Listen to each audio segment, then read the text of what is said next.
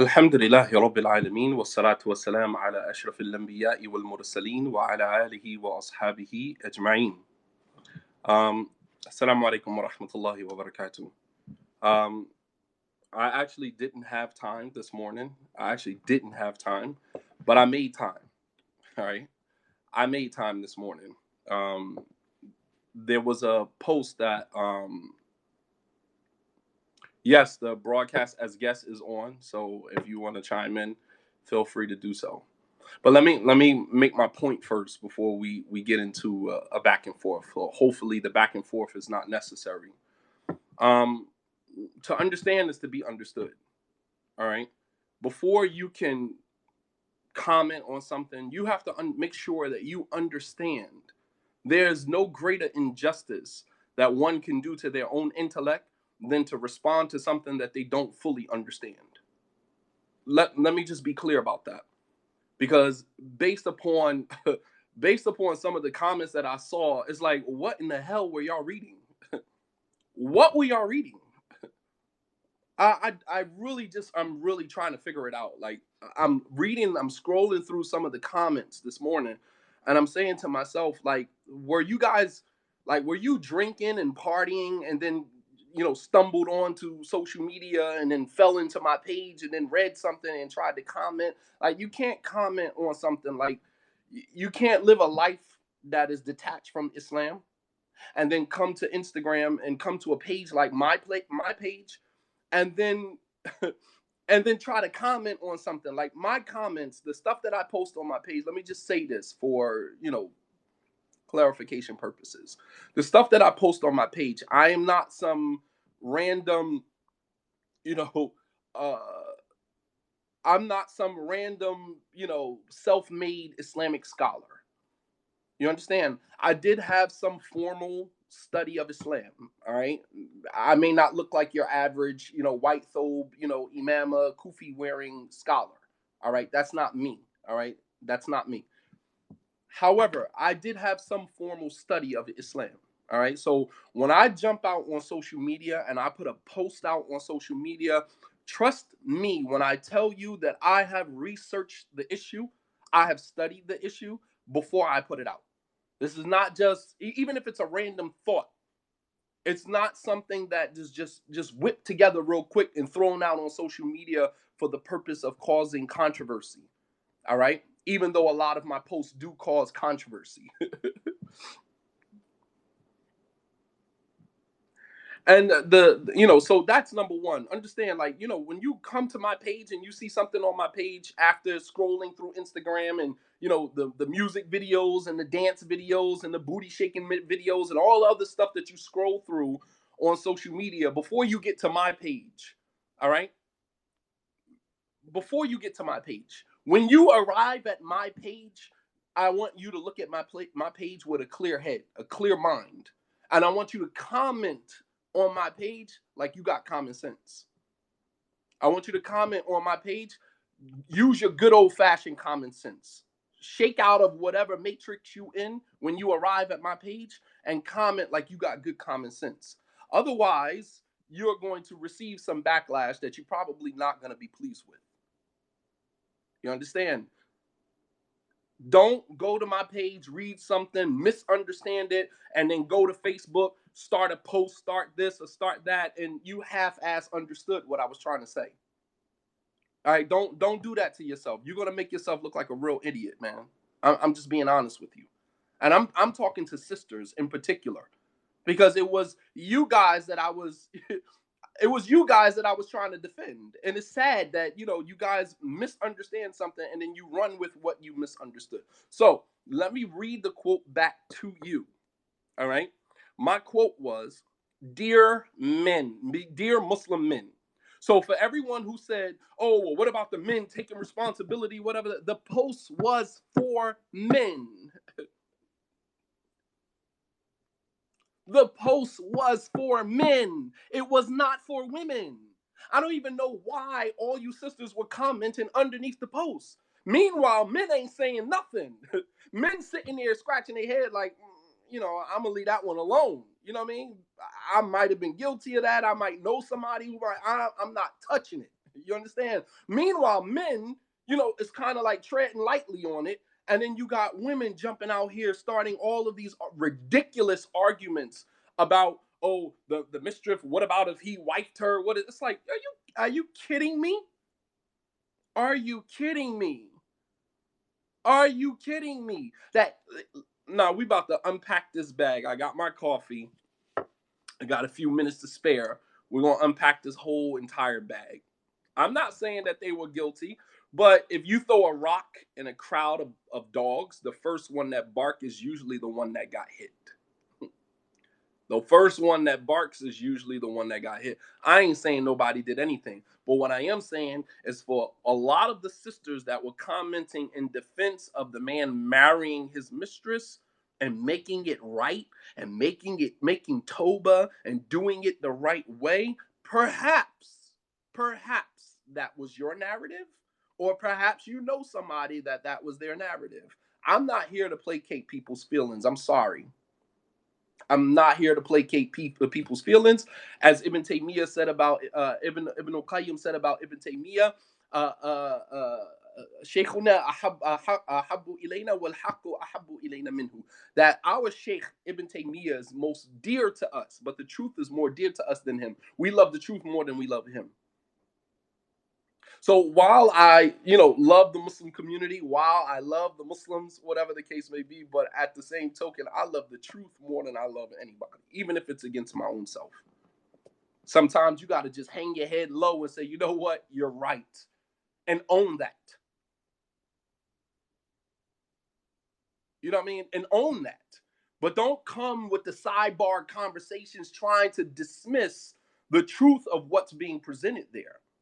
All right, so the initial post was for men. So for all of the sisters saying, well, what about the men? Because it seems like in this day and time, in this feminist era, the women can do no wrong, right? Women can do no wrong. We just dump it all on the men. It was all the man's responsibility, because he was the one that was lying to the woman. He was the one that had both women, confused and in a daze. He was the one. Dump it all on the man, and then the woman can walk away scot-free, taking absolutely no responsibility for her behavior. La wallahi. When Allah subhanahu wa ta'ala addressed Adam for eating from the tree, he addressed Adam and Hawa. Even though Adam was the one who ate from the tree, Hawa did not eat from the tree. Adam was the one who ate from the tree, but Allah still addressed both of them. They were both guilty. أَلَمْ أَنْهَكُمَا عَنْ تِلْكُمَا الشَّجَرَةِ وَأَقُلْ لَكُمَا إِنَّ الشَّيْطَانَ لَكُمَا عَدُوٌّ مُبِينٌ. Didn't I prohibit both of you from eating from this tree? Meanwhile, Adam was the only one that ate from the tree. Adam ate from the tree. But Allah subhanahu wa ta'ala still addressed both of them. You understand? Both of them equally guilty. So we're not just dumping it all on the man. So even though the man is the responsible person in the family, even though the man, he shoulders the brunt of the responsibility of the family, the onus of that falls on both of them. The onus of that falls on both of them. And if you open your mouth about Islam, please have some understanding of what the hell you're talking about. I'm just amazed at the arrogance and the audacity of many brothers and sisters who go and open up these Facebook pages and start a post, and you don't know what the hell you're talking about. And the only reason why I continue to voice my opinion is because the moment I become silent, the moment ignorance becomes our norm. The moment people who address this stuff, like I'm sitting here with my wife, like we could be doing tons of other things. There are no kids here, right? You know what I mean? Like kids have all been dropped off or whatever the case may be. I don't have to do this. This is actually infringing on my time. But I realize the responsibility that comes with, being in the public sphere, that I will not allow ignorance to become our norm. I will address it anytime it rears its ugly head, and I have the moment, I have the opportunity, Allah subhanahu wa ta'ala blesses me with the opportunity to address it, I'm going to address it. Period. So if you open up a Facebook page, you open up this page, you go put a post out here, you better be willing to deal with the backlash that come with that. I am the king of clapbacks. I clap back when I want to. I don't do it out of being reactive. I'm not reactionary. I sit, I process, and I wonder whether or not it is the, feasible thing to do, whether it's something that I should do or should not do. All of that is factored in before I open my mouth to respond to anything. And there's a lot of stuff that I let slide, a lot of stuff that I don't say anything about. But at the same token, when I decide to respond, I hope you opening up your Facebook page and your posts, I hope you are ready to deal with what comes along with that. You understand?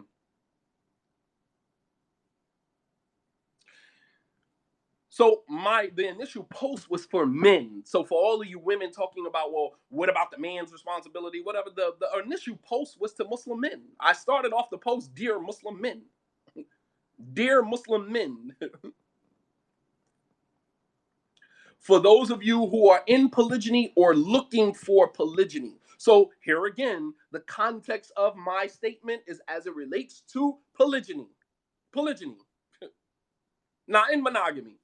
Because in a monogamous situation, if two people commit fornication, yes, it's a very simple fix. They can make Toba and they can marry each other if that's what they want to do. But when it's polygyny and there's other people involved, it's not as simple as just making Toba and just marrying the person and moving on with your life. Because there's some other damage that was done to other people that are involved. And we know that the rights of the children of Adam, right? They are second to the right of Allah subhanahu wa ta'ala. As a matter of fact, the rights of the children of Adam over one another is an extension of the rights that we give to Allah subhanahu wa ta'ala. You cannot separate one from the other. Meaning you cannot say, I slept with this woman, I made Toba, now I'm going to just marry her. And then you infringed on your first wife, your second wife, and everybody else that was involved with that. Your children, everybody, your family, everybody, you disgraced everybody that was involved in that situation. And simply making Toba and marrying the woman that you committed adultery with does not fix that. It doesn't fix that. What part of that don't you guys understand? And the sad thing about it is that the Muslim community, especially amongst African Americans, we have been functioning like this for so long, this has become the norm. This has become the norm. And this is why some of you in your feelings. Because I'm challenging the status quo. This has been the status quo. A man goes and he cheats with another woman and then he marries her and then he waves it in the first wife face. Well, like, I made Toba, so you should just learn how to accept that. In what world? In what world is that okay? That she should just accept that? You guys got to learn your religion. I don't know how many times I've been telling you guys this. You guys have to learn your deen, man. Sit down and read a book about Islam, Islamic law, and understand how these things work. I'm not just some random person jumping out there putting out posts. All my posts are calculated. Every single word, I read over my post at least 3 or 4 times before I put it out. I might sink into oblivion somewhere in my house and just disappear so I can gather my thoughts before I put a tweet out or before I put a post out. There's thought that is put into that. It's not some random individual just throwing out information. Everything is calculated because I understand the responsibility of speaking in public. I understand that. I don't want to stand before Allah subhanahu wa ta'ala being responsible for giving out some false information to the Islamic community. So, going back to my post, dear Muslim men who are either in polygyny or thinking about going into polygyny, to marry your mistress, i.e., your intendant, that you have been engaging in a haram fashion, and I call it what it is. You are a mistress. So if you have been in a mistress role, don't shoot the messenger. Don't get mad at me for calling it what it is. You are not a second wife. I'm not validating that. There is no validation for that. If you are engaging with a Muslim married man and you knew that he was married and you continue to engage him following his sweet charms and all of the promises that he made you, not using your intellect and your common sense, if you engaged a married man in a relationship and there was no wali involved, you take full responsibility, you take full accountability of the title mistress. That's exactly what you were. If you and your feelings about me saying that, then so be it. But you are not a second wife. You are not a second wife. I'm not going to validate that. Even if he marries you. Because the fact of the matter is that in Islam, according to Islamic law, what is the punishment for a man who commits adultery with a woman and he's already married or has been married before? Please tell me. I'm really confused, right? Please tell me, what is the Islamic legal ruling for a man who commits adultery? Please tell me. But since we don't live under Islamic law, we just opt for let him marry her and it will validate that as a second wife. Hell no. I will never validate that. Ain't no lashes, ain't no flogging. The punishment for that is to be stoned to death. That is Islamic law. Of course, living in an Islamic country that is governed by the Sharia. Stoned to death. Not logged, not flagged, not flogged. Stoned to death. The lashing is for the person who commits fornication. Go back to Surah to Nur, Surah number 24. وَزَانِيَةُ وَزَانِي فَجْلِدُوا كُلَّ وَاحِدٍ مِّنْهُمَا مِئَةَ جَلْدَةٍ. That the zani, the fornicator, who has never been married before or not married at the time that they did it, sleeps with someone who is not, they are not married to, the Islamic legal punishment for that is 100 lashes. As for the one who has been guilty of adultery, the punishment for that is to be stoned to death. That is the Islamic legal ruling. So today we live in America. A man can be married to a woman, sleep with another woman he is not married to, and we'll say marry her and make it all right. Meaning, meanwhile, and according to Islamic law, this person would be killed. You do the math. I'm not validating that. I'm not validating that. You will never get the second wife title. Right, you should be dead, honestly. You will never get the second wife title. So miss me with that. She's the second wife. You are a mistress, and you will always be a mistress. Allah says in the Quran that the fornicating male is for the fornicating female. This has been something that was made haram for those who believe. You understand? This is something that is haram for those who believe. Now, you're going to see posts that oppose it because people speaking, ruwaybida, right? These insignificant individuals, and we're all insignificant to some degree. I'm not putting myself on no pedestal, but we're all insignificant to some degree. But you have people who are more insignificant than others, right? It's like, it's really sad, man. Like in my eyes, you will never be a second wife. You will never be a second wife in my eyes. You will always be a mistress. Someone who walked into somebody's family knowingly and you destroyed somebody's family.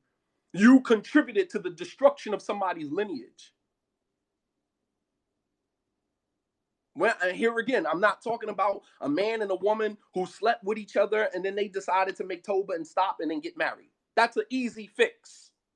I'm talking about a man who was married, a whole married man with children, a whole married man with children who engages in a relationship with another woman while he is married to his wife, the woman that he honored in front of the Islamic community, the one that he asked her father for her hand in marriage.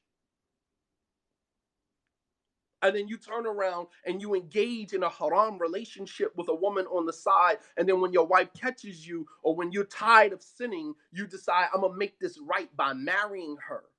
And you're not making it right because you're totally dismissing the damage that you have done to the woman that you honored and that you married honorably.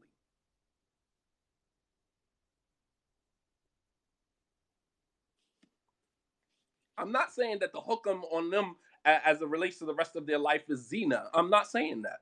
I'm just saying that if he chooses to marry her after he has slept with her, after he penetrated her, after he emotionally invested in her while dishonoring his first wife, you can never walk in the light with this woman as my wife. Islam does not allow that. I'm going to give you some Islamic. Ask me what my dalil is for that. That's the important question. Because nobody on the post asked me what was my dalil, what was my evidence. And we are people of dalil. We are people of evidence. And if I didn't learn anything else from the Salafi community, that is one thing that I did learn, one thing that I did bring with me as I transitioned into the major Muslim, the major body of the Muslim community, is follow the dalil. If you didn't learn anything else from the Salafi community, you learned that. We follow dalil, follow evidence.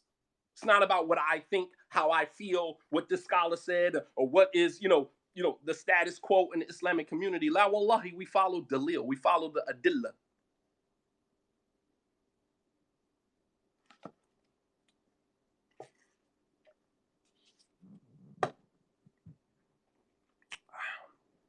Okay, so I said, dear Muslim men, if you are in polygyny or thinking about going into polygyny,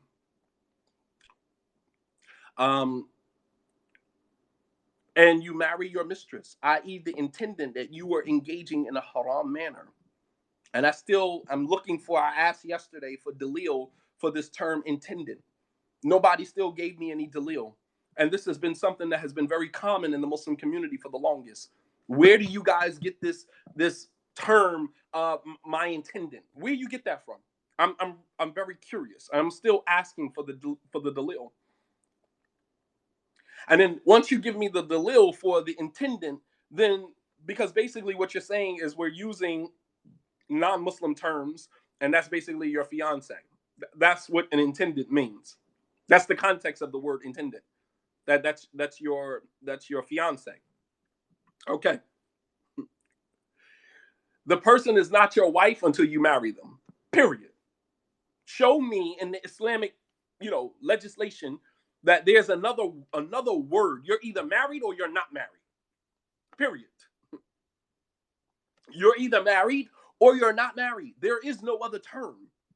There was no other term during the time of the Prophet ﷺ. It wasn't, oh, they're intended, so let them hang out, let them commit fornication, let them sleep with each other, let them go out and hang out with each other until we finally sign the contract.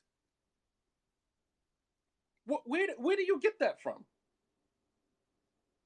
A woman is never alone with a man until she marries him. She will always be with that man with her wali. Any woman who engages in a relationship with a man and your wali is not present, you take ownership of everything that happens after that. You take ownership of everything that happens after that. I don't understand why we have to explain this. I don't even understand why am I sitting here explaining this to the Muslim community. Like we are really ignorant. Are we really that ignorant that we don't know this? But we are using this term intendant. This is my intendant, which means that we are about to get married. We are on our way to get married.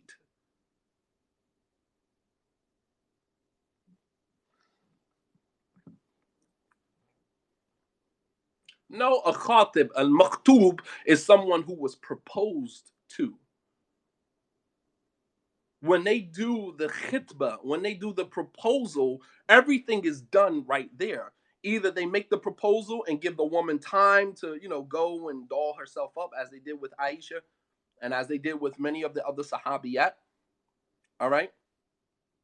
But there was no indication that they were allowed to be alone with each other. They were allowed to do what married people do until the formality is done.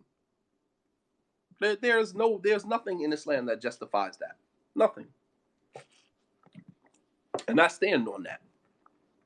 I stand on that. You can be an attendant for 6 months.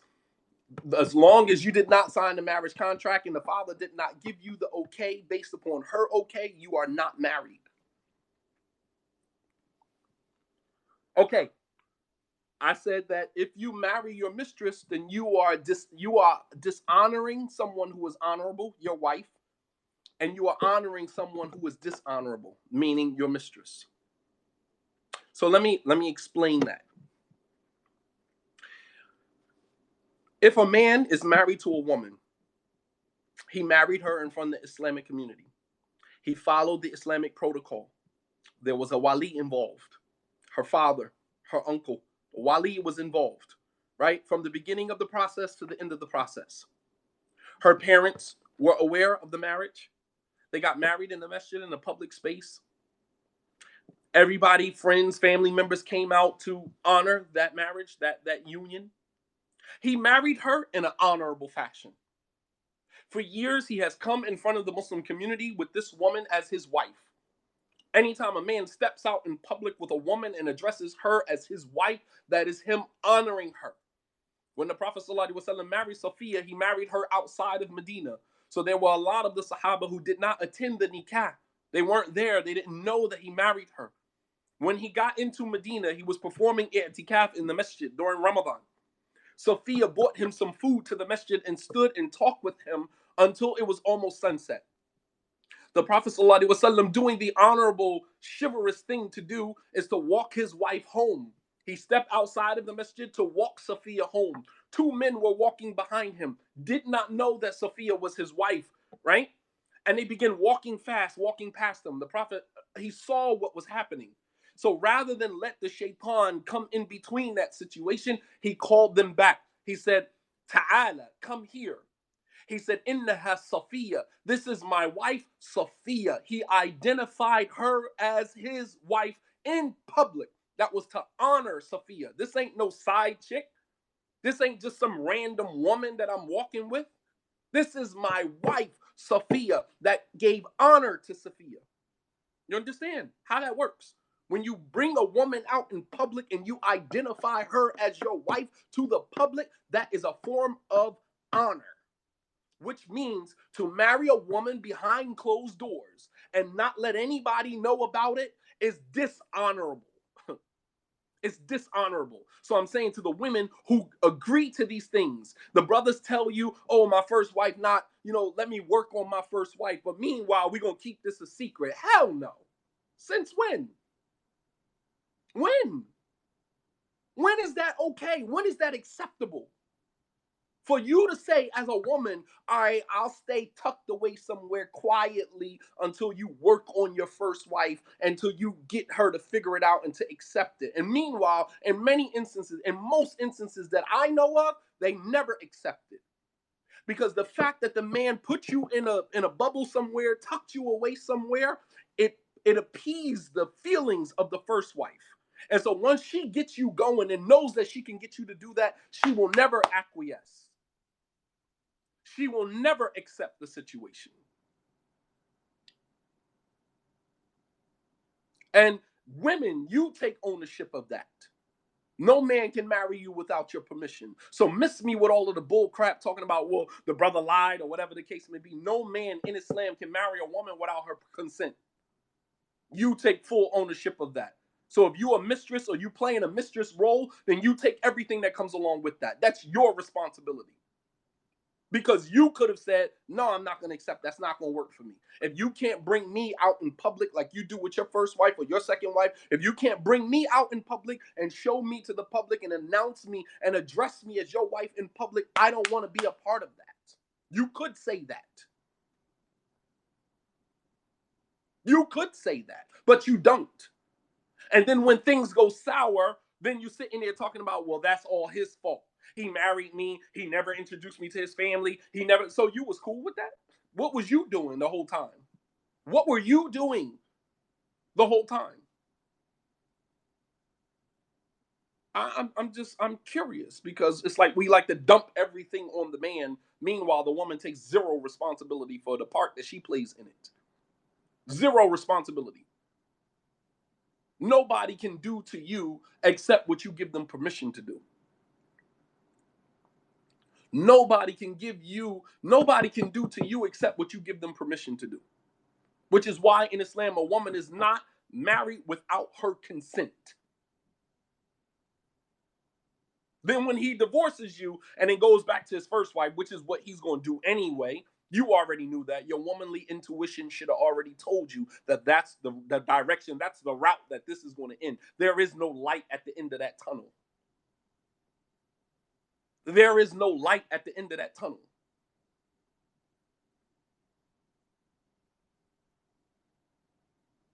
You understand?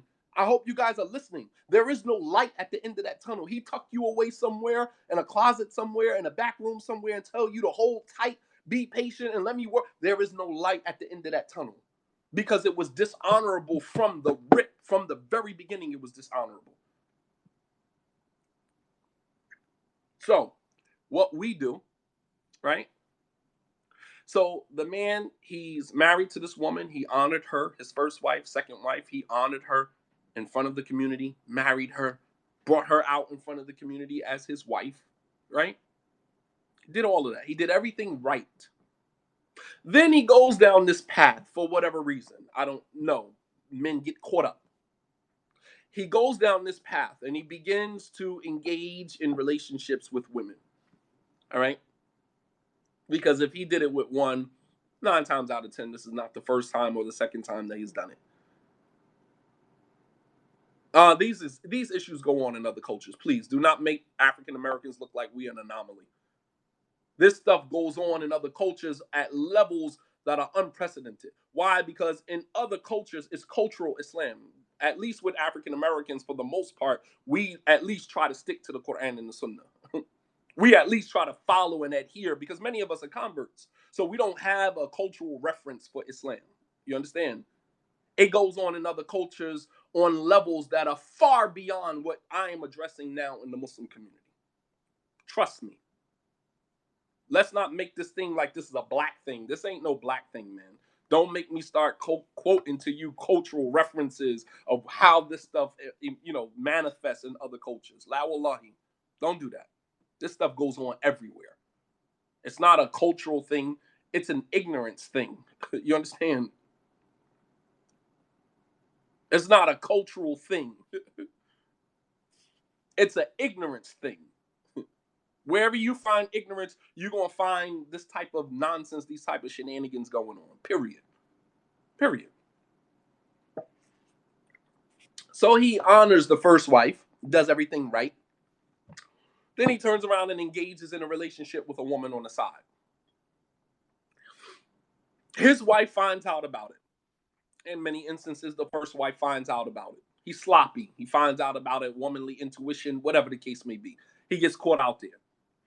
He either gets the mistress pregnant or he has gone too far with it and the mistress is putting pressure on him to marry him. He's making promises to this woman that he's going to marry her, whether she's Muslim or non-Muslim, promises that we're going to get married. Inshallah, we're going to get married, right? Has absolutely no intentions on marrying you. Let me just tell you that. In many instances with the mistress, he has no intentions on marrying you. Because if actions are based upon intention, and if he intended on marrying you, that would manifest in the way that he handles the situation. Actions are based upon intention. That's part of our religion. So if he had intentions on marrying you, he would have followed the proper Islamic protocol. He would have been following the proper steps to pursue marriage with you. So the mistress either puts pressure on him to marry her. She's tired of playing games. She's tired of the game. She starts to see it for what it is. So either you're going to marry me or I'm out. Or you're going to marry me or I'm going to tell your first wife. All right? Or the first wife catches him out there. Catches him, finds, phone stuff in his phone. Women can pick up on that. Their womanly intuition tells them your energy is off. She picks up on it. You get caught out there. So to make it right, we're gonna throw polygyny under the bus. I'm gonna throw polygyny in there. So it's like I got caught out there, so I'm gonna marry her. That's my intendant, knowing damn well that was not your intendant. You know damn well that you never placed any intentions on marrying that woman.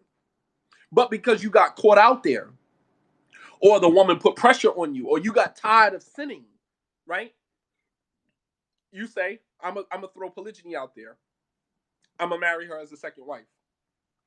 So you come home and you say, honey, I married the sister. Your first wife is like, well, I'm not accepting that. I'm not accepting that situation. How you gonna sleep with somebody? How you gonna be emotionally invested in somebody and then turn around and marry her after you married me the honorable way? You went through all of the proper channels with me, and then you go and you do everything haram with this woman, and then to make it right, you marry her, and then now I, as the first wife, I'm supposed to just accept that. You understand? So, some people said, well, shouldn't they be able to get married if they made Toba? Shouldn't he be able to save her from the hellfire? It's like, what? Save the second wife from the hellfire and then put the first wife in peril, put her life in danger?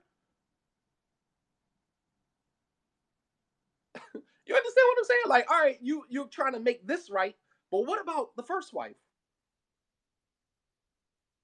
You understand? What about the first wife? Like, all right, so let me give you some Islamic context. So Allah subhanahu wa ta'ala revealed a surah in the Quran called Surah Al-Tahrim that was similar to what we're talking about here. Although it didn't involve zina, it did involve the violation of another wife. It did involve the violation. The Prophet sallallahu alaihi wasallam was a man. He was he gave definition to the word man. However, as a man, there was still some missteps. There were still some things that he did that were not the best choices. They were not the best choices, right? And Allah subhanahu wa ta'ala admonished him in many ayahs in the Quran. And in one entire surah, Allah subhanahu wa ta'ala addresses some behavior that the Prophet sallallahu alaihi wasallam did, right? I want you guys to listen because I'm not going to keep repeating myself. I'm just going to, for some of you who commented on my page, I blocked you. And those of you who've been blocked, you know who you were because you're toxic. You're toxic. But that's just the bottom line. I don't know how else to explain to you. But I'm not going to keep explaining. If you come at me and you want to address me from an Islamic standpoint, you want to quote ayahs, we want to have dialogue. You understand? Then I'm good with that. But when you start, firing off at me from your emotions and from a place of insecurity or a place you triggered, and you want to start, nah, I'm not engaging you. I don't engage in those type of conversations. I don't engage in those type of I don't engage in emotional conversations. Come at me with Quran and Sunnah. Come at me. Ask me for my perspective. You understand? Ask me to clarify to you more my perspective so you can gain a better understanding of where I am coming from. To understand is to be understood. Meaning, when you seek to understand someone, then you will be understood because now I can engage you. But when you start firing off at me and going and creating a Facebook page and because you in your feelings, all you got to do is just ask me to clarify my perspective a little bit more. We're all intellectuals, aren't we? Most of us have a basic college education for the most part. Even if you didn't finish college, even if you didn't finish high school, we have a basic education, right? Dialogue opens the door for better understanding. And some of us are just not willing to dialogue. We're willing to just state our point, and that's it. And when someone don't agree with our point, we block them, delete them, and we disrespect them or whatever. And that's one of the characteristics of a hypocrite. The Prophet ﷺ said 4 qualities of a hypocrite. If he possesses all 4 of them, he's a complete hypocrite. If he possesses 1 or 2 of them, then he's a hypocrite to the extent that he possesses that characteristic. One of those characteristics is either khasama fajr, that when he debates or he becomes argumentative, he becomes belligerent and disrespectful and indignant. That's not the quality of a believer. That's not the quality. That's the quality of a hypocrite, of a munafiq. And a munafiq not by faith, a munafiq in your actions, because you are opposing the legislation of Allah subhanahu wa ta'ala. That's not our way. Our way is not to get in our feelings and to get triggered and then become disrespectful. Right? So Allah subhanahu wa ta'ala revealed the entire surah called Surah Al-Tahrim. Right? But can you turn that air up a little bit more? Surah Al-Tahrim, which means to make something haram. And the first ayah in that surah, Allah subhanahu wa ta'ala cuts into the Prophet sallallahu alaihi wasallam for something that he did. Allah says, Ya ayyuhan nabi, lima tuharrimu ma ahallallahu lak, tabtaghi mardata azwajik, wallahu ghafurur rahim. Look up the ayah so you understand what I'm talking about. Because some of you gets so deep in your feelings that even if I quote an ayat or hadith, you're still trying to oppose it. No, you're still trying to oppose it. Allah says, "O Prophet, why do you make haram?" Listen to what he said. "O Prophet, why do you make haram what Allah made halal for you, seeking to please your wife? Wallahu ghafurur rahim, and Allah is forgiving and merciful." This ayat was revealed about an incident that happened with the Prophet ﷺ. Some scholars say it had to deal with the honey. All right, the Prophet was with one of his wives. She offered him some honey, and he stayed a little longer. And then when he came to his wife, she said that his breath stunk because of the honey, and he ended up saying that she's haram for him. And Allah revealed the ayat. But there was another incident that the scholars of tafsir say that this ayat was in relation to, and that was the Prophet ﷺ, involving the Prophet ﷺ, Maria, the mother of his son Ibrahim. All right. And number 3, Hafsa, the daughter of Umar. So there were 3 people involved in this incident. Pay attention. Pay attention, because I know many of you are not going to go back and read it anyway. Pay attention. This situation involved the Prophet ﷺ, Hafsa, the daughter of Umar, and Maria al-Qutbiyya, the mother of his son Ibrahim, who was not his wife. She was his concubine. All right? So the Prophet ﷺ, as we know in Islamic law, that, when women were captives or slaves or captives of war, whatever, they became concubines, Muslim men were allowed to sleep with them. And that was, provided the concubine was okay with that, obviously. All right? And so the Prophet ﷺ, on one occasion, he went and had relations with Maria, his concubine. And he did this in the house of Hafsa. All right? He did this in the house of Hafsa. So as he was walking out of Hafsa's house with Maria, Hafsa walks up and sees him walking out of her house. And Hafsa says to the Prophet ﷺ, "Subhanallah, would you do this in my house, on my day, in my bed? Like you would sleep with your concubine in my house, on my bed, on my day." She said, "Wallahi, you would have never did that to Aisha. Why would you do that to me on my day, in my house, in my bed, with your concubine?"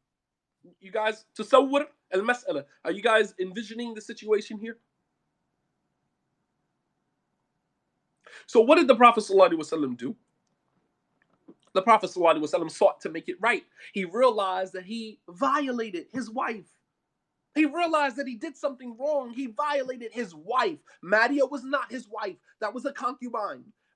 Hafsa was his wife, the daughter of one of his best friends, Umar bin al-Khattab radiallahu anhu. And he's looking at how he hurt her, how upset she was, and he sought to make it right with her. So what does he do to make it right? I want to see who actually even is familiar with this story. What does he do to make it right? Question. Because some of you have no idea what I'm talking about right now. He buys her a new goat. Yeah, you get blocked for that, boss.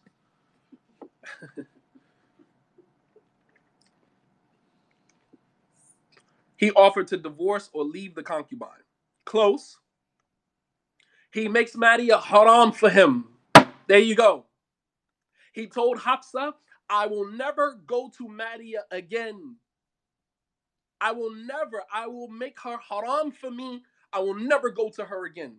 I just want to please you. I want to make it right with you." You see what he did? Did he go and marry Maria? Did he go marry Maria to say, "I'm going to make it right"?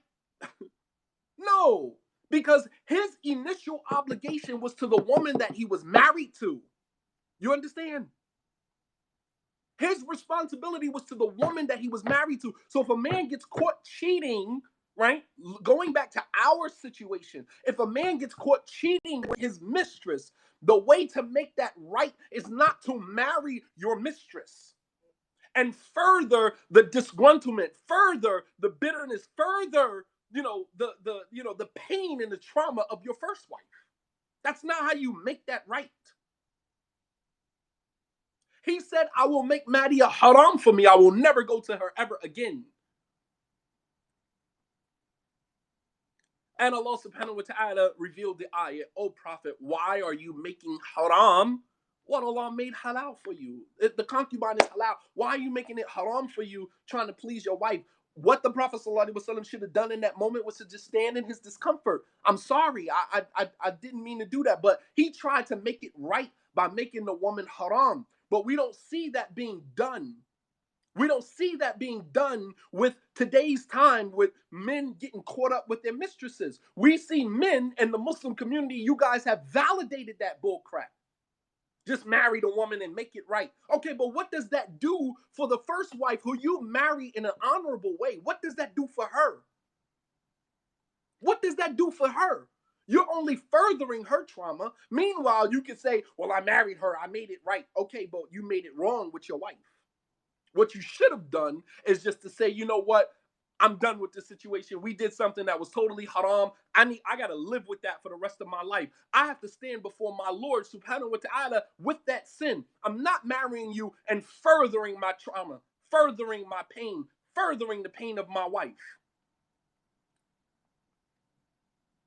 Just own it.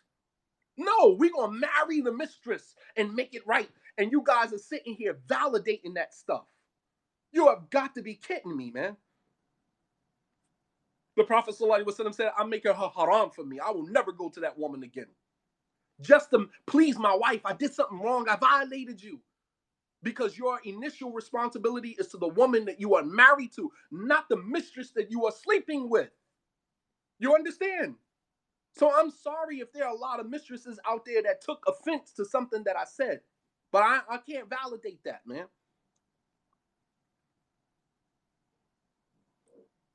Right. And then we marry the mistress and then we come to the first wife, expecting the first wife to accept that situation. La wallahi. And I'm not saying whether or not the first wife should stay or leave. That's not my issue. They got to go to counseling for that. People talking about, oh, well, they're equally yoked now, so he should just go with the mistress. That's not my job to say what the first wife should do, what she shouldn't do. That's not even the premise of my talk. That has nothing to do with, no one can decide what the first wife should do in that situation. But what she is not going to do and what we are not going to condone is her to accept that situation.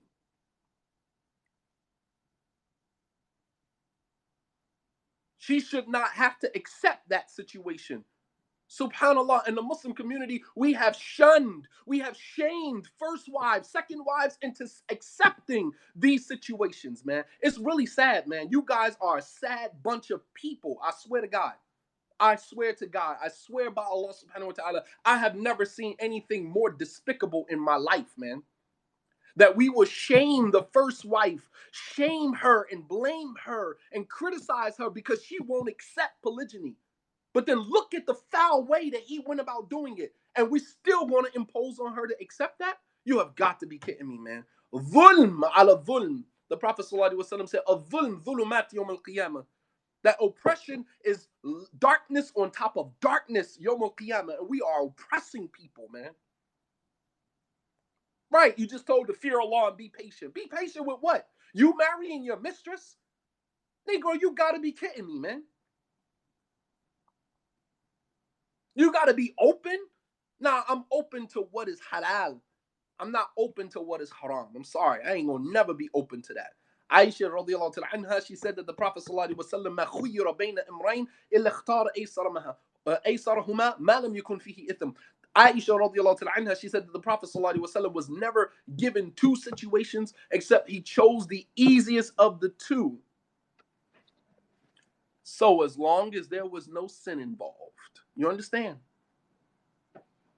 The Prophet ﷺ was never given two situations except he chose the easiest of the two. So as long as there was no sin involved, we don't compromise on sin. We don't compromise on disobedience. And someone can say, well, he made Toba and he's going to marry her now. So isn't that, him making Toba? But it does nothing to address the pain that the first wife has to go through. Every time he sees this woman, every time she sees the mistress that he married, that is now the second wife, she got to be reminded of the trauma. She got to be reminded of the pain that she was put through. Because not only did you not leave the situation alone and it helped me process my trauma, you went ahead and married the woman. You married the mistress. Now I got to, you furthering my pain. It's like putting salt on an open wound, man. And the mistress gets to come in as the second wife or third wife and say, yeah, well, he wifed me, It's an insult beyond insulting. It's beyond insulting. It is beyond insulting. Beyond insulting. So the first wife has to now just watch you go to your second wife house. So she got the best of both worlds, right? She got the best of both worlds. So basically, what we're saying is we're giving legitimacy to being the mistress, no legitimacy to being an honorable wife. You understand? Doing it the honorable way. We give legitimacy to being the mistress. And wallahi, it's really sad, man. It's really sad. Because many of you know women who came into polygyny just like this. Many of you know women like this. And you validated it. You didn't cut her off. You didn't say, you know what, we're not friends no more. Now, I don't care if you did marry him. You went about that in a dishonorable fashion. There's no way. We don't stand on moral principles. That's the problem. And giving legitimacy to pimping under the umbrella of polygyny. Thank you. Pimping, because that's what it is. Pimping. And we can't give legitimacy to that. We have to stand in our own, we have to stand on our truth and say, yo, that is not polygyny. I don't give a damn what you say. That is not polygyny. I'm sorry. I don't care what you say. Some made up, makeshift, his Islam version of polygyny. That ain't the Islamic polygyny. I'm sorry. I'm not validating that. So the Prophet ﷺ, he didn't marry Madia, right? Rather, he made her haram to restore what he thought was a form of dishonor to his wife. You understand? And we do the total opposite. I'm going to marry her. And while you marry her and you might made that right, but how do you make that right? Please tell me. I'm curious. I'll wait for it. I'll wait for it. How do you make that right? Now your first wife has to walk around with a badge of dishonor. I mean, like, it's hard enough being in polygyny. Let me just say that. It's hard enough being in polygyny. And then to be in polygyny in the most despicable and dishonorable way because you got a sloppy husband who handles his affairs in a sloppy, in a mismanaged, sloppy way. It's even more daunting to be in a situation like that. It's hard enough being in polygyny with all of the scrutiny, with all of the stigmas surrounding polygyny. It's hard enough being in polygyny. Then to be in polygyny with a man who goes and marries, you know what I mean? He goes and marries his mistress. Nigga, you sloppy. You sloppy, man. And she got to walk around claiming you as a husband. That is dishonorable. You supposed to honor her as her husband, and she got to be dishonored by claiming you as her husband. That is dishonorable. Shout out to all of the sisters who have either been in this situation or in this situation currently. May Allah subhanahu wa ta'ala reward you for tolerating your sloppy husband. May Allah subhanahu wa ta'ala reward you. May Allah subhanahu wa ta'ala grant you the patience. May Allah grant you the hilm, the forbearance to deal with that situation. Because some of you have invested and you don't want to just let your situation go. But at the same token, you're being forced to accept something that if he was in the same situation, he would never accept. If your daughter was in that situation, you would never expect your daughter to accept something like that. And as Allah says in the Quran, how could you offer something as charity and you wouldn't accept it yourself if you were on the receiving end of that? How could you do that? How could you expect your first wife to accept a situation that is less than what you would accept? You guys are the real MVPs. Because if it wasn't for the fact that you stayed with your raggedy behind, sloppy behind husbands, they would be out here fornicating and doing other stuff. So may Allah subhanahu wa ta'ala, wallah al-azim, this is it's crazy, man. It's sad that I gotta even sit here and address this stuff, man, for an hour, man. So, in ending, my point was for the whole point of my post was for Muslim men to take responsibility, to take a deeper look at the decisions that they make, although they think that they are doing a noble thing by marrying the mistress. It is actually they're doing the opposite. They're doing an ignoble thing. It is not noble. It is not noble. So all of you who are listening, who put comments, I would suggest you go back and you erase your comment. Because now that you have clarity, now you can look at the post in a more objective outlook because you have, more information to go with. And if you want clarification on something that I posted, all you got to ask me is just what did I mean by that? Please clarify. I get it. Sometimes I live in my own head and sometimes I post stuff thinking that everybody is where I am. And that's not to say that I'm here, but in my head, right? Because if you lived in here, then you would know exactly why I'm saying what I'm saying, but you don't. So I don't expect everybody to understand where I'm coming from or what my perspective is. But as the Prophet ﷺ said to his companions in the Shifa al-Su'al, that the cure for ignorance is a question. The cure for ignorance is a question. They don't have to delete because I've already explained. That I've already explained. So if you leave your comment there after the clarification that has been brought to you, then you solidify your own ignorance. It's all good. You okay being known as ignorant and commenting before you had full understanding, then that's totally on you. That's totally on you. So my point of my post, the point of my post was for Muslim men to take a deeper look, was to take a deeper look at the decisions that they make, although they think that they are doing a noble thing by marrying the woman that they got caught up with. What they're actually doing is furthering the trauma of the woman that they're already married to. You are forcing her to accept the situation that if you were on the receiving end of that, you would never accept that. And Allah subhanahu wa ta'ala says about the hypocrites, here again, hypocritical behavior. The Prophet, Allah says in the Quran, وَإِذَا قِيلَ لَهُمْ لَا تُفْسِدُوا فِي الْأَرْضِ قَالُوا إِنَّمَا نَحْنُ مُصْلِحُونَ. That when it is said to the hypocrites, don't create corruption in the earth. Pay attention. This is how you can do something thinking that you are doing the right thing, but you're actually doing the wrong thing. Allah says, وَإِذَا قِيلَ لَهُمْ لَا تُفْسِدُوا فِي الْأَرْضِ قَالُوا إِنَّمَا نَحْنُ مُصْلِحُونَ. That when it is said to them, do not create corruption in the earth, they say, إِنَّمَا نَحْنُ مُصْلِحُونَ. We are only the right doers. We're only the ones trying to make things right. إِنَّمَا نَحْنُ مُصْلِحُونَ. We are only trying to make things right. And then Allah retorts. Allah says, أَلَا إِنَّهُمْ هُمُ الْمُفْسِدُونَ وَلَكِنْ لَا يَشْعُرُونَ.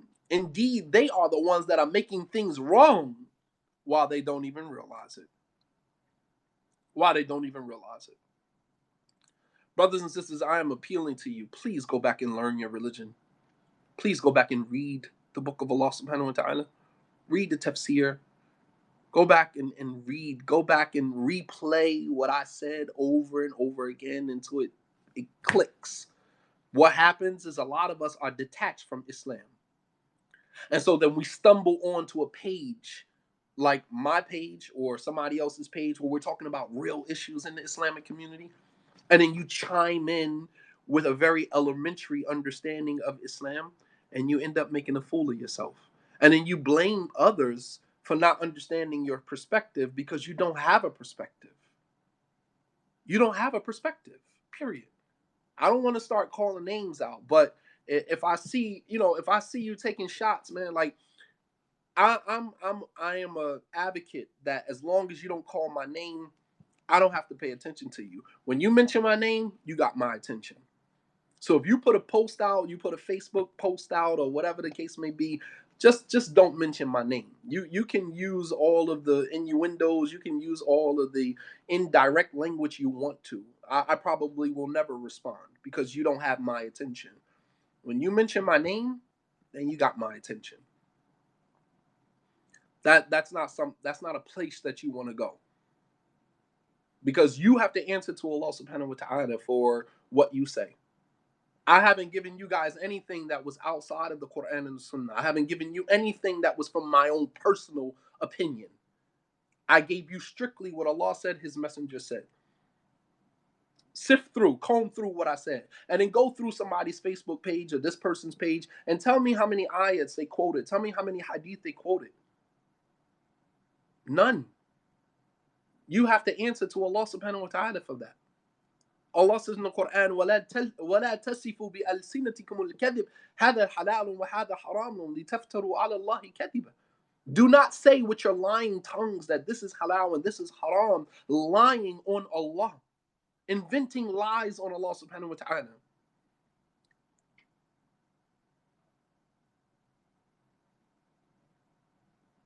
No, there's always need for counsel. I mean, people have individual situations, specific situations. Like, you know what I'm saying? Like, people can't figure things out by themselves. Sometimes when you're in the thick of it, you can't really see clearly. Your mind is, clouded, jaded. You know what I mean? Like, you need somebody to kind of step in. This is why Allah tells us in the Quran that, if they want to reconcile, bring a group from their family, and let them help them bring reconciliation. So consultation is necessary. We can, I don't care how much information is available. Everybody doesn't have the ability to make the information relevant to their situation. All right. Everybody doesn't have that. All right. So counseling is very necessary. All right. But at the same token, there's a lot of speaking about Islam without proper knowledge. And that's the issue that I have.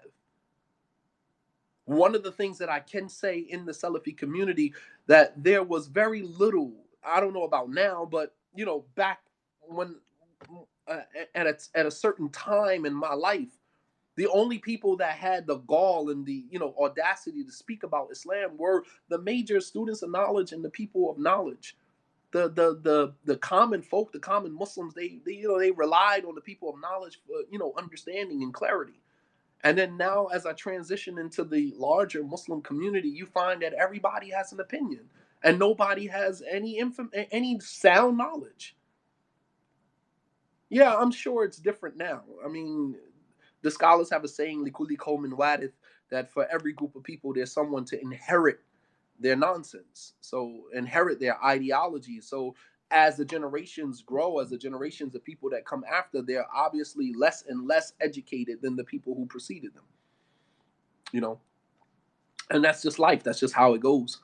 You know, and the people who have knowledge, are yes, absolutely, man. But what I'm saying, my appeal to you guys is that before you start commenting about Islam, before you start talking about your opinions and how you feel, you have to understand the responsibility that rests on your shoulders when you create a Facebook post, when you go live. My wife was telling me some sister went live um, about the drip challenge, and she was like, sisters, we already got 1 foot in the hellfire. It's just like, where the hell did you get that from? We already got 1 foot in the hellfire. Where did you get that from? Women already have 1 foot in the hellfire. Where did you get that from? And the drip challenge was not about women. I don't understand why everybody addressing the women. The drip challenge had nothing to do with the women. That was for the men. I never told women come out dressed in your best. The drip challenge was for brothers. But everybody has an opinion. Everybody has, if you have social media, is just with a click of a button you can go live, and you can, and you can create your own following, man. Everybody has a following, man. Let me say something to you guys before I go. I don't care whether you follow me or you don't follow me. I'm not in this for followers. I'm in this to speak the truth that I understand, and you guys can sort all the details out later on. I'm not in this for followers. I could care less. I don't know how many followers I have on Instagram right now. I don't. I don't. I don't look at that. I don't care about that. If you look on my Instagram, I don't follow anybody. There's like 22 people that I follow who are close friends of mine. Other than that, I don't follow anybody. Guy follows me, is like, yo, I'm following you, follow me back. I'm like, well, you can unfollow me because I don't follow anybody. It's my page is not for that. My page is not for that. It's a professional page that I use to disseminate Islamic knowledge.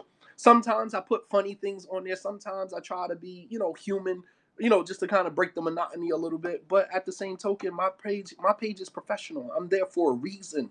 I'm there for a purpose. I'm not there for entertainment. Whether that's on Instagram, whether on Facebook, Twitter, or any other page of mine.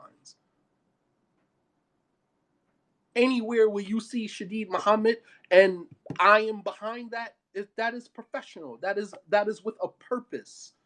And that is to change the narrative, to challenge Muslims to change themselves, to challenge them to challenge themselves, and to help change the narrative in this Islamophobic society that we live in.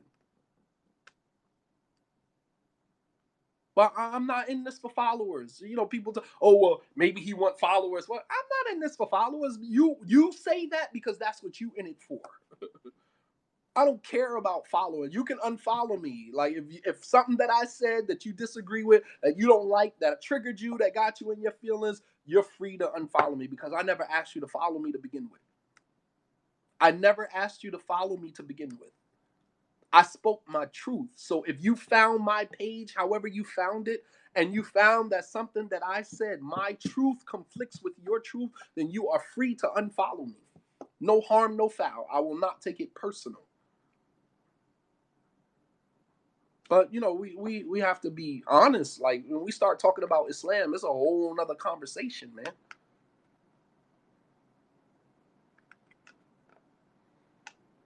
I don't do Islamic marriage counseling. I don't, because quiet is kept. Many people ain't ready for marriage counseling. Not with me, anyway. I'm the last person that you come to. All right, I'm the person you come to when you like.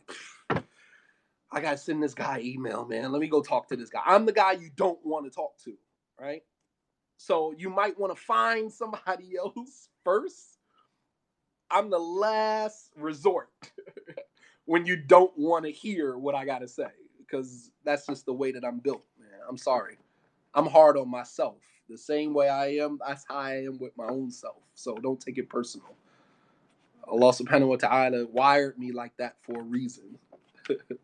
Nah, man, go see Hassan, Naila. If you're in the Philadelphia area, go see Sister Farida Boyer. Go see Sister. Uh, it's a lot of people, man. Too many people to name, man. All right, go see the professionals. That's what I have been encouraging you guys to do. I am not a professional marriage counselor. I'm not. I was default marriage counselor. But now that we found some professionals in our midst, I would encourage you to go to them. Nah, man. Because, guys, people get in my office, man, and we sit down and we talk, and, like, after 5 minutes, I can look on the face and see that, we came to the wrong place. Yeah, you might want to, a softer version before you get to me. May Allah subhanahu wa ta'ala bless you all. May Allah subhanahu wa ta'ala reward you all. If, don't take anything I said personal. You know what I'm saying? Like, it wasn't personal. I just wanted to clarify. It's just really sad that, so for future references, if I put something out and you don't understand my perspective, just ask me. Just say, could you clarify to me a little bit more? Because I don't understand your perspective. Because that's what I would do. That's what I would do. If I came across your page and I saw you saying something crazy, I would shoot you a DM, or I would message you right there and ask you, clarify, please. If you go on my Twitter page, you'll see me engaging with people on Twitter. I always say, interesting perspective. Please clarify. I want to hear more of your perspective before I create my own. I want to hear you out fully before I conclude what I think you're trying to say. You understand? So you don't jump the gun. That's the way that it should be. You come across somebody saying something, don't say, oh, he talking crazy, that's this, that's that, and get in your feelings. Stop for a moment. Pause. Stop. Let me give you a 3-step process. You come across, you read it again. and then read it again. Sometimes you read something 2 or 3 times, it makes sense after the third or fourth time. It kind of, now you get it. But when you come across something from the first time, you know what I mean? Like, it you don't really get it the first time. The second time, Shaitan is involved as well. Keep in mind, Shaitan is the master manipulator. So when you come across something, read it once, read it twice, read it 3 times, and then try to make sure that you're looking at it objectively, seeing it from, a different perspective. And if you still don't understand, give it some time. Give it some time. Come back to it. Read it again. And then, if you still don't understand, message the person. Like, can you explain that a little bit to me? I'm reading it. I read it like multiple times. I'm trying to look at it from different angles. You know what I mean? And I just really want to understand what you're saying, without my own biases, right? Because we have our own biases. All right. And then give the person an opportunity to explain. And then once the person explains, then you can engage them. If you don't agree at that point, you can say, listen, I get you, but I don't really agree with that. And agree respectfully. Disagree respectfully. With all due respect to your opinion, right? I don't necessarily agree with that because of XYZ. And then when you explain why you don't agree, then give some legitimacy to the reasons why you don't agree. Don't agree. Don't just say I don't agree with that. Based on what you don't agree with that? You don't have enough knowledge not to disagree, not to agree with something. What, based upon what don't you agree with this? It could be something that is purely from the Quran and the Sunnah. We'll say I don't agree with that. Based on what don't you agree with that? You don't have enough knowledge to disagree with anything. Do you have knowledge about this particular subject? Or are you basing it off how the comment made you feel? If the comment made you feel, if the comment triggered you, then you gotta look deeper within your why you were triggered by that. Don't attack the comment. Attack your triggers. Because obviously this post that I put out, it triggered a lot of you. I'm just gonna be honest with you. I'm reading, I'm scrolling through some of the comments, and I'm just like, I'm kind of scratching my head trying to figure out why you so triggered. Right? Don't shoot the messenger. I'm just trying to figure out why you so triggered. Because the comment made total sense to me in my head, at least anyway. But you seem to be very triggered, and I'm trying to figure out why. And I have my speculations, but anyway, may Allah subhanahu wa ta'ala reward you all. Enjoy the rest of your day. Assalamu alaikum wa rahmatullahi wa barakatuh.